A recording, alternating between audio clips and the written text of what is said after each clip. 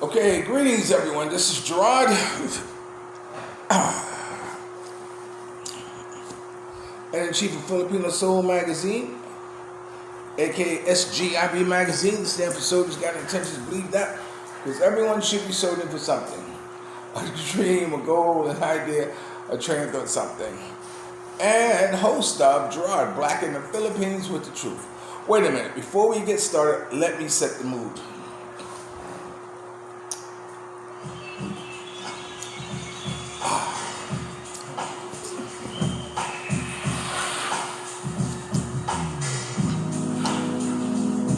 Nothing like porn music. But before we get started, this is my Hollywood story. Because I'm going to tell you a couple of Hollywood stories. And to make sure, as this is my truth serum. So cheers, here's to you.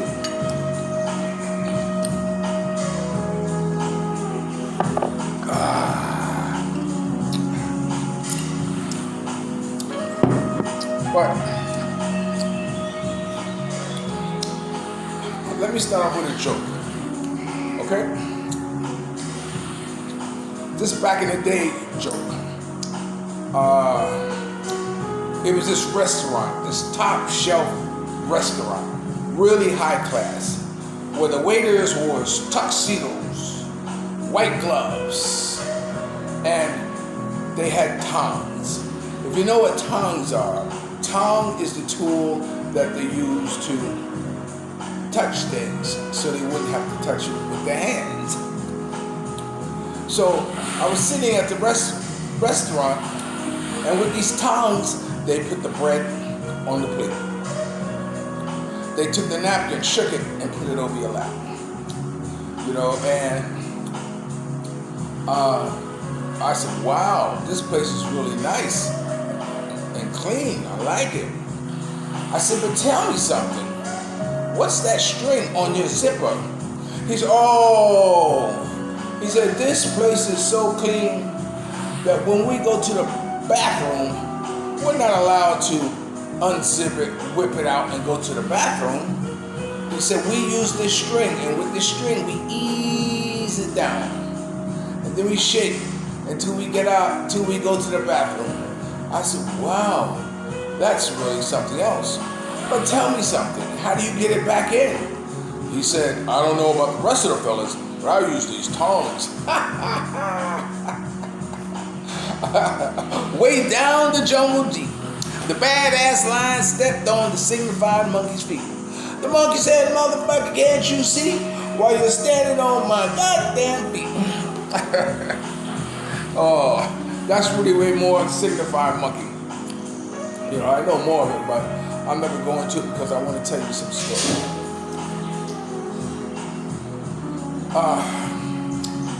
You know, being a photographer, one of the biggest things I enjoy about being a photographer is being able to stop someone.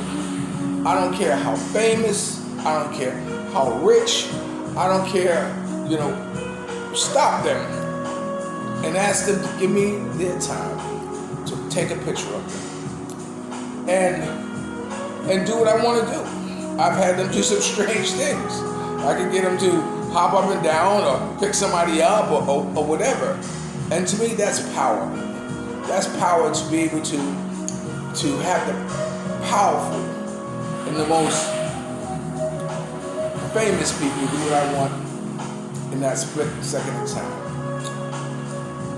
I remember once I was at San Jose, and President Carter was speaking, and I'm taking pictures, and I saw this flagpole up there.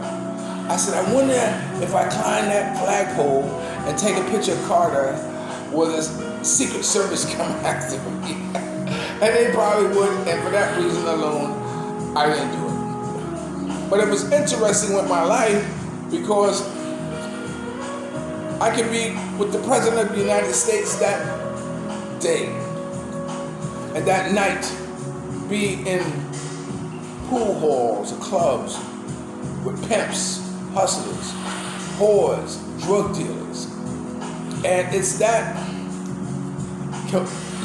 committed, I think this word committed, like a chameleon, you know, to be able to blend in to all situations, you know.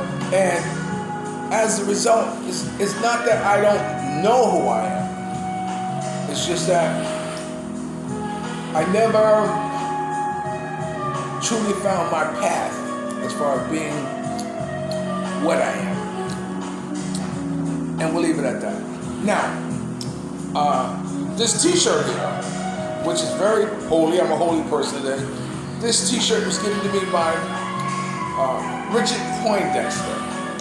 Some of you who may not know who Richard Poindexter is, Richard Poindexter is one of the founders of the Persuaders.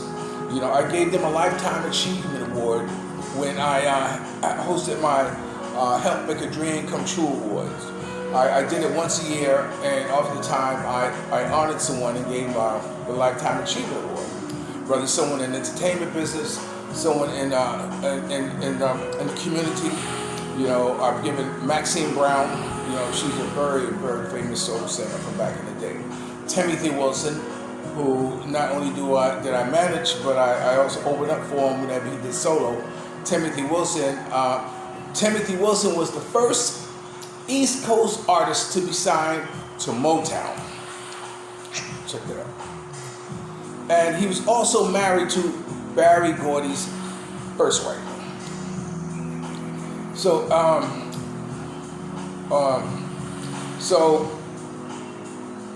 Timothy was on board with the song called Baby, Baby, Please. And it was kind of taken off on the charts.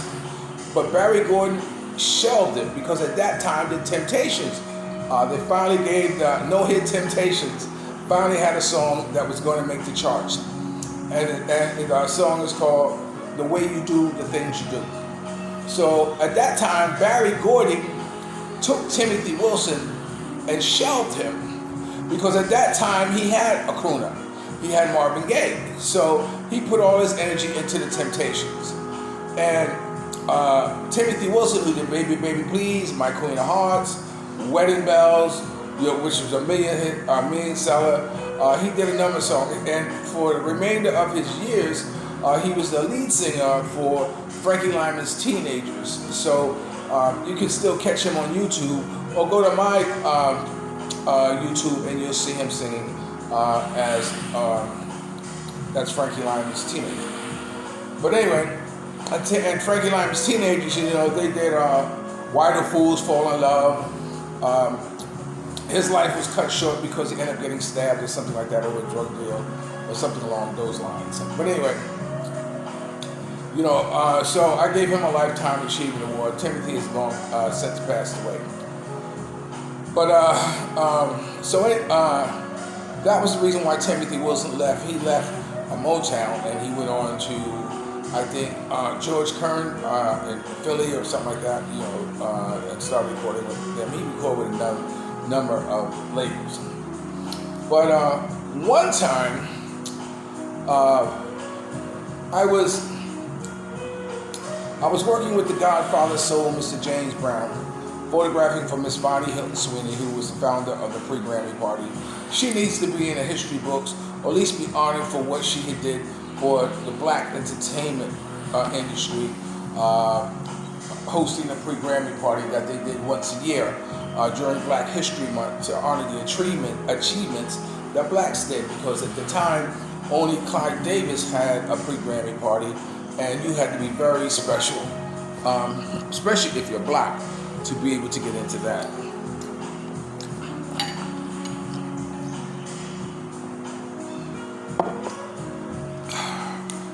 So, Vonney decided to have her own Pre-Grammy Party, and it morphed into something big. So anyway, the reason I'm hesitating because I know I've told the story a number of times how Vonney told me why she started it. She said because at that time Earth, Wind & Fire was the powerhouse, and at that time blacks had to pre-record their acceptance speech, and Earth, Wind & Fire wasn't down with that, you know, and so they never received the Grammy or see a pre-recording second speech of them receiving a Grammy. And at that time, Vonney thought it was good to have the pre-Grammy party. It was with Calamita Pittman, who is the wife of Jerry Pittman, who was the first black limousine owner in Los Angeles. And Calamita, who hosts her annual Rosebud Cancer Awareness once a month in October in honor of her mother. Any event that's closer to Vonney's, the same suspects, I guess, attend that. So, and Vonney's thing was very nice. It was around a table of 10s in a banquet room. And, you know, it was attended by the Godfather Soul, the Temptations, the Jackson family, Brian McKnight, just a number of people, Charlie Wilson, a number of people came to the pre-Grammy party. And, you know, Joe Jackson always had a new girl group he was showing off. You know, he loved his girl groups, let me tell you. You know, and so it was the place to be. So anyway, so I was photographing with the Godfather Soul, who I met when I was walking in Hollywood and I saw this sign said "We Love Rock and Roll," hosted by Howard Hessman, and they were doing rehearsal. Now I've always been able to bypass security. I don't know why. I don't know, you know, what it is, but I've always been, maybe the way I represent myself, the way I talk. Speaking of which, you know, I interviewed Ferreira. He is the lead singer now of the Four Tops, and I had interviewed him, and in the room and everything when they were forming with the Temptations. And how I got backstage, that's a story in itself. Well, I'll tell you. When I heard that you see, oh my God, it just goes on and on and on. I got to give you the back end story. The Temptations were coming to Long Island. At that time, it was the Westbury Music Fair. It's changed so many times, the Kia, whatever. And I went and I staked myself out there. Now I know there's no event in the world I could not get into, you know, with my credentials or with my technique. And my technique was to always go there. I'll give you a trade secret. I would go there when they are setting up the stage, because when they're setting up the stage, I would walk in and you know, just kind of walk around like that, and I would talk to people, and then I would ask them, you know, who is the number one of the whole thing. And I stayed there so long that by the time security comes in and the regular people come in, they see me there. So then they think, okay, well, he's with the crew. You know what I'm saying? So when the Temptations came, they were walking in, and I saw Otis Williams, who was the founder of the Temptations, the last surviving member of the Temptations, which I am happy to say I am one of the last generations to see all 5 original members perform. And so when I saw Otis, you know, I said, Otis, I'm a friend of Bonnie Hilton Sweeney. And so, you know, he walked in the dressing room, and then he came out. He said, you can come in, and you can come in, pointing to me. I said, oh, wow, ah! So I got inside, you know, the dressing room, you know, that's when I interviewed all the Temptations. And you see that in S.G.I.B magazine. And I interviewed everybody. Everybody from the person, the wardrobe cat, you know, the sound cat, because everybody there has a dream that they're following. Because my last question I always ask that, what advice would you give someone about following your dreams? And their stories are always interesting on how they came aboard.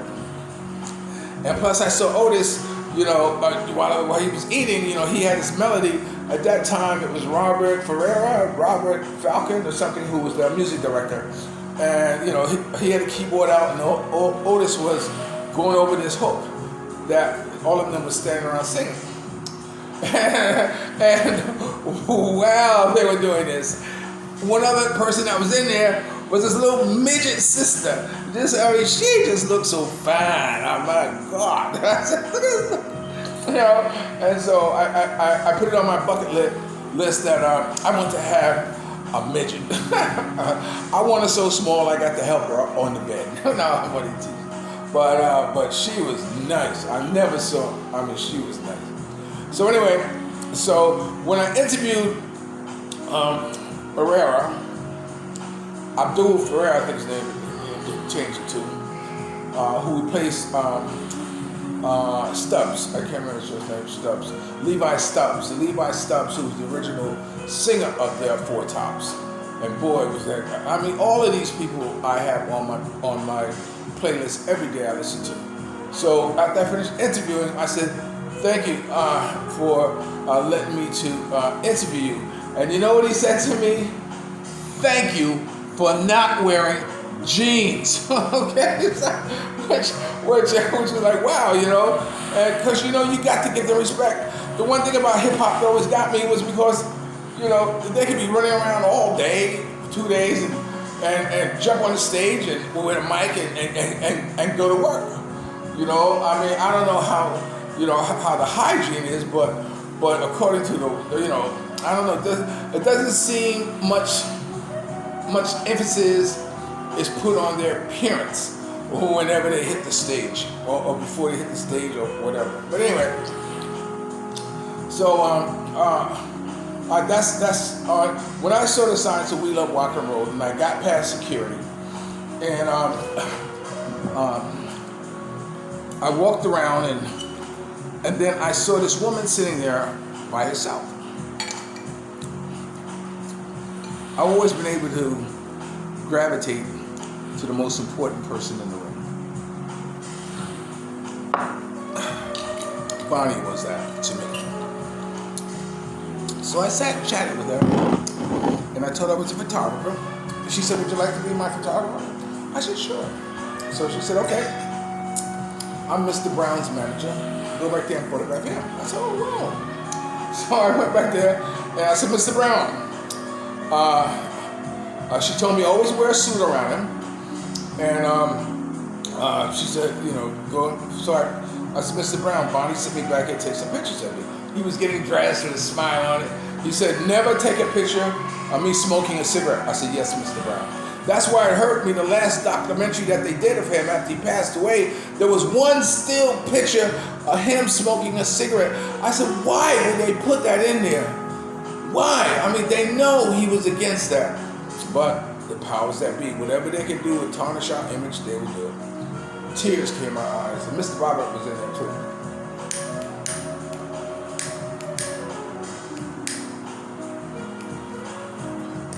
Mr. Bobbitt was his road manager. You see, Mr. Brown had circles around him. He had his inner circle. He had his second ring, which I was a part of, and then he had his third ring, who you were probably a part of. But if you were in Timbuktu, or you were in Russia, and Mr. Brown was playing, and you called me and said, Gerard, can you get me in? And I said, yes. But you got to assure me that you're going to go. So I would call Mr. Bobbitt and say, Mr. Bobbitt, look, I have someone who wants to see the concert. Can you put him on the guest list? He said, Gerard, are they going to show? I said, yes, Mr. Bobbitt, they're going to show. And he would put on the guest list. That's the type of pull I had. So anyway,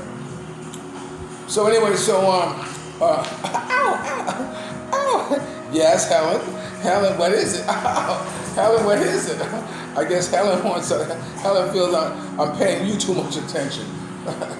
No, she's hungry. No, she's hungry. She loves her daddy. So anyway, what happened once was that I was working with Mr. Brown. Vonney had called me and said, Gerard, go photograph Mr. Brown at the Palladium. I think, no, not the Palladium, somewhere in Wilshire, on Wilshire Boulevard, or Wilshire Theater or something like that. And so I said, okay, so I'm in there. And Frank McCrae at that time was his road manager. So I met Frank. I got in and I started taking pictures. Now, his wife, Athea, I think her name is Athea. I may be pronouncing it wrong because of my reading ability. I may be pronouncing it wrong. But Athea was in there, and this was the first time she ever took the stage and sung with Mr. Brown, and I got it on film. Now, this venue had a tunnel that went under the stage, like this.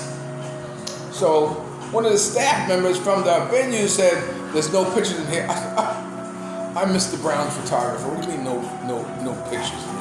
Of course I'm taking pictures. So I got pictures of Athea singing with Mr. Brown. I took some pictures of Danny Ray, backstage, like a little private photo shoot with him. If you don't know who Danny Ray is the guy who puts the cloak over Mr. Brown. So I got shots of him or whatever.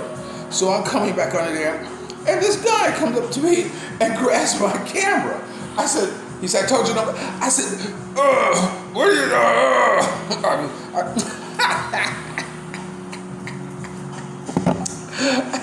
I turned into the Hulk.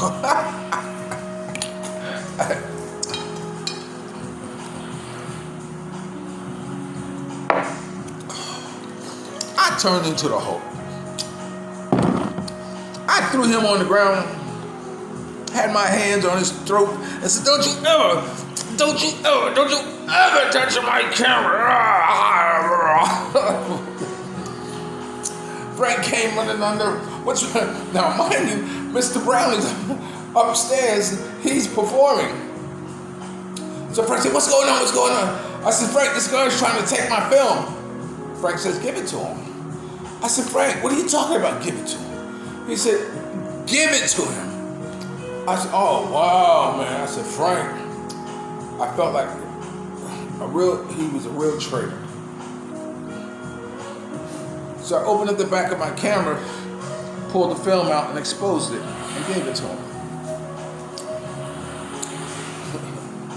That night, me and Frank was in a motel with this little cutie pie who we were menage a trois with.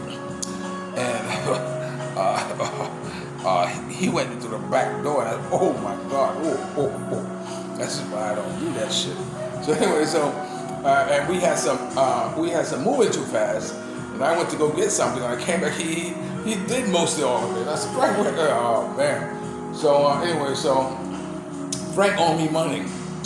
So I did it. I took my car and I blocked his car in because when he leave, he's gonna see me. You ain't going nowhere like that, right? He got out of there. When I woke up, his car was gone. I said, "Wow, you slimy so-and-so." So anyway, in fact, Diana, the mother of my kids, she screamed at me, Gerard, come in here. She was taking a shower. So I said, "Yeah, what's up?" And she had hundreds of crabs all over her, like that. I said, oh no, Frank! Like that. I said, wow. So it was very disgusting, but at the same time, that's what happened there. So anyway, that's what happened in that situation. Was that, and I vowed that no one was ever going to take my film again. Now, pow! As a local boy growing up in Lawrenceburg, North Carolina, I went back there, and I did so much that I figured I'd go to the local newspaper and have them do a story on me because I was doing my Dreams and Nothing More Than Plans, a wedding action program there. And they put me on the front page of the Lawrenceburg Exchange, which was nice, seeing me on there with my FUBU outfit that I got donated from FUBU. If you don't know what FUBU stands for, it means for us, by us. So those brothers gave me a whole bunch of gear for an event that I was doing on Long Island, and they donated all these clothes and all that stuff. So I decided to go to the big newspaper. Now, Patti LaBelle was performing in Fayetteville, North Carolina. That was the reason why I went there, to get there early, find out who the big shot is, and photograph Patti LaBelle and James Ingram. James Ingram was also there. So, I get there, I go to the newspaper and I figure, you want to do a story on me? Because, I'm somebody. So I gave him my portfolio. My portfolio in a book I had of all these celebrities I photographed. And he's looking through my portfolio, pow. He's looking at my newspaper articles, pow. My clippings, pow. And he closed it, and he pushed my portfolio to me. He says, I don't believe you took any of these pictures. I said, what? I said, what? What are you talking about? You don't believe I took any of these pictures? So he says, he knew I was going to see Patti LaBelle. He said, bring me a picture of Patti LaBelle, and then I will consider it. I said, let me ask you something. If I brought you a picture of Patti LaBelle's concert tonight, how would you know I took it? He went like this. Like, oh, you a smart nigga. Oh. If my uncle had told me a long time ago, he says, you can't live here. He said, if you live here, they would have lynched your ass a long time ago. I said, oh, wow, thank you, uncle. So anyway, that night at the concert, like I said, I already knew the name of the person who run the place. It was Patti LaBelle's manager named Sneed. I don't remember his first name. Stanley Sneed or Sneed something. Some of you out there know who I'm talking about. So I had went to the front door because at that time I got all the information I did. So I was coming there that night, because I hung around all day and I found out who was the name to ask for at the door. Because if you ask for the right name, they can't say no, go away, because they don't know who you are. They say, oh no, let's take him to him, because we don't want to lose our job, because we don't know who this guy is. So we don't want to get in trouble, so let's escort him to Sneed.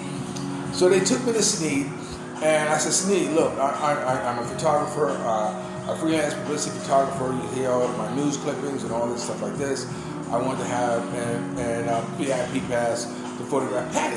So he says, okay, sure. So he gave me a pass. Now, James Ingram was performing with Patti. So I'm walking around and I saw James. I said, James, can I take a picture of you? He said, no pictures. You can't take a picture of me, no pictures. So I said, okay, James, no problem. I will respect that. So I remember when I first saw Bill Cosby. And, I saw Bill Cosby in Reno. And I said, Mr. Cosby, can I take a picture? He says, no. If you didn't know I was performing here, you wouldn't know here. I said, yeah. I said, okay, Mr. Cosby. I said, I'll give you a pass this time, like I tell them all, but next time you're open season. So anyway, that's what happened. So I didn't photograph Bill that time, and so I said okay to James. So James was performing on stage. He was performing, and in the middle of his song, Patti LaBelle and his wife brought out a cake. They brought out a cake because it was James's birthday. So they brought out a cake on stage for James, and James was like, why did music start? Because he's was singing, oh, and then the other music started, they say, happy birthday. So he was like shocked, he was like surprised, of course. Who wouldn't be? Patti LaBelle, his wife, stopped his performance and wished him happy birthday. So he started, after the show, he started to go downstairs. He was at the bottom of the stairs, and I was at the top. So what I did was I took my camera and I held it down at my side.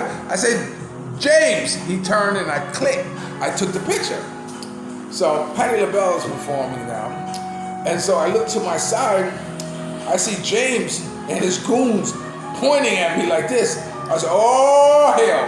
So they start cutting through the crowd like this. So what I started doing, I started rewinding the film back into the cartridge, because I remember what happened with James. No one is going to get my film. So I started writing in the cartridge, and I popped the back, and I took it out and put it in my pocket.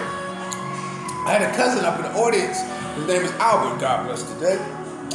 And I took about 5 or 6 rolls of film. I said, James, here, Albert, I'll get these from you at home. So they came and they grabbed me. They brought me downstairs like this with my bag, and James grabbed me by my sweater and he hit me. Boom. He said, I told you no pictures. I said, James, it's not that serious. So anyway, so James had struck me. So there was a commotion. I went upstairs, and I had taken pictures of Patty, and there was a commotion. So James was leaving, and the police were coming. I said, he hit me. And so James said, no, I didn't hit him. All I was trying to do was kiss him. And why did he say that? Because that was the headlines, you know, about James's concert in Fayetteville, North Carolina. I went to the hospital, but being a photographer, I never took pictures of the injury. Because I figured, no, we are gentlemen, we'll be able to handle this. Yeah, we will be able to handle, we will be able to handle this like men. The reason I'm moving because you said Helena decided to come up and join me during my video tape. So I said we'll be able to handle this. So what happened was that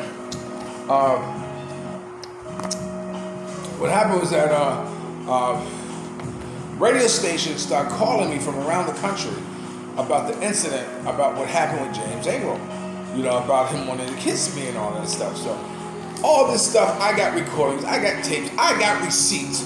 So this is like something I'm not just blowing smoke out my ass. So anyway, I went to a lawyer at that time, a lawyer who just won a big $65,000 settlement in Fayetteville. It was a big settlement, so it made news. So I went to him and told him, look, this is what I want to do. So he said he'd take the case pro bono. So he's calling James. He said, okay, they're going to settle. Okay, good. But then James switched lawyers, and his lawyer said, no, we're not settling. And so as a result, the lawyer said, no, I'm dropping the case. So I went to another lawyer. A lawyer said, yeah, okay, we'll take it. But then I guess they contacted James' organization, and they probably paid him off or whatever. He said, okay, no, I'm not taking the case. So I lost that case, and at that time I vowed that never again will I ever lose a case, or take a case to trial because I didn't have the money or I couldn't afford a lawyer.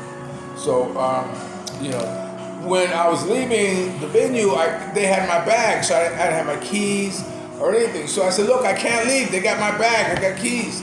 So miraculously, my bag showed up with my camera. They had broken my lens and all that stuff like that, whatever. So, but that's what happened in that incident with James Ingram. Okay. The reason I mention that because I just recently watched James Ingram and Patty Austin perform, and I said, wow, I should tell that story. But anyway, this is Gerard, editor-in-chief of Filipino Soul Magazine, aka S.G.I.B. magazine. Stand for Soldiers Got Intentions to Believe That. Hip Hop, Urban, Raw, the Truth.